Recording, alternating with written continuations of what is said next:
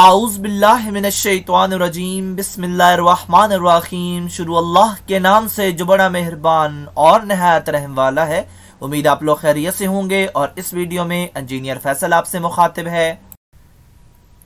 आप देख रहे हैं पाकिस्तान का सबसे बड़ा channel chemical engineering edge tech, जो कि केमिकल इंजीनियर्स और डीए केमिकल के स्टूडेंट्स के लिए तैयार किया गया है। इस चैनल में केमिकल इंजीनियरिंग के मुख्तलिफ सब्जेक्ट्स जिसमें industrial chemical process, industrial stoichiometry, chemical engineering, organic chemistry, mathematics, engineering informatic topics के अलावा इंडस्ट्रियल इंटरव्यूज़ के लिए शॉर्ट क्वेश्चन आंसर के लेक्चर्स भी शामिल हैं। आप मेरे चैनल को सब्सक्राइब करेंगे तो मेरी हर लेटेस्ट वीडियो आपको मिलती रहेगी। हमारी आज की वीडियो का टॉपिक है डीए फर्स्ट ईयर की मैथमेटिक्स। एक्सरसाइज 1.2 है, क्वेश्चन नंबर 1 का पार्ट 3 है और दी गई इक्वेशन को हमने सॉल्व करना है। जो आंसर आएगा हमने बताना है कि उसके जो रूट्स की नेचर है वो क्या है। तो सबसे पहले हमने देखना है कि जो हमारा सवाल है क्या वो इक्वेशन स्टैंडर्ड फॉर्म में है या नहीं है। तो यहाँ पे मैंने स्टैंडर्ड फॉर्म पेस्ट कर दी, a x square plus b x plus constant is equal to 0। यहाँ पे ए बी और जो कॉन्स्टेंट है वो 1 2 3 या ए बी में से कोई भी हो सकता है। तो यहाँ पे हमने देखा कि हमारी जो इक्वेशन है सवाल में ये स्टैंडर्ड फॉर्म के मुताबिक ही है। तो हमने अब इसके ऊपर फार्मूला लगाना है। फार्मूला क्या है? डिस्क्रिमिनेंट यानी बी स्क्वायर नेगेटिव 4ac।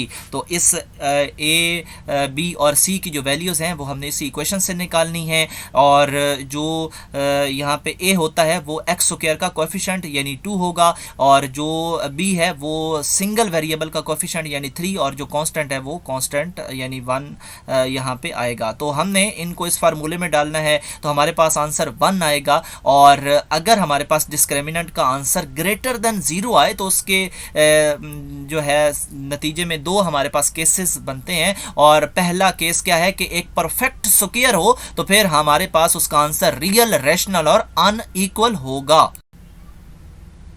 आप भी देख सकते हैं हमारे पास जो आंसर आ रहा है वो 1 है और ये कंप्लीट स्क्वायर है। और अगर कंप्लीट स्क्वायर होगा तो फिर रियल, रैशनल और अनइक्वल का रिजल्ट आपने देना है।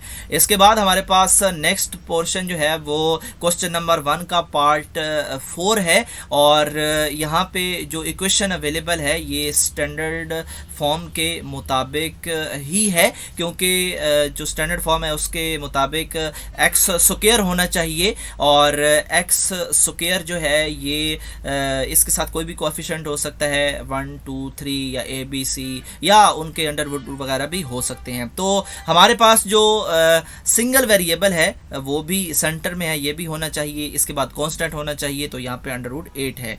तो हमने डिस्क्रिमिनेंट में इनकी वैल्यूज़ को फीड करवाना है। डिस्क्रिमिनेंट हमारे पास है B square negative 4ac। A B और सी की वैल्यूज़ इसी इक्वेशन में से हमने निकालनी है। और जो ए होता है वो इसी एक्स स्क्वायर का कोएफिशिएंट होता है, जो बी होता है वो इसी जो हमारे पास सिंगल वेरिएबल है इसका कोएफिशिएंट होता है और कांस्टेंट जो है वो फाइनली हमारे पास कांस्टेंट ही है। इन तीनों को हम इस डिस्क्रिमिनेंट में फीड करवाएंगे और हमारे पास आंसर आएगा 25। और आप देख सकते हैं कि 25 जो है वो एक कंप्लीट स्क्वायर है। और अगर जो डिस्क्रिमिनेंट का रिजल्ट है वो ग्रेटर देन 0 है तो हमारे पास 2 किस्म के रिजल्ट आते हैं। और पहला रिजल्ट ये है कि अगर हमारा आंसर एक परफेक्ट स्क्वायर है तो फिर हमारा जो रूट बनेंगे उनकी नेचर होगी रियल, रैशनल और अनइक्वल।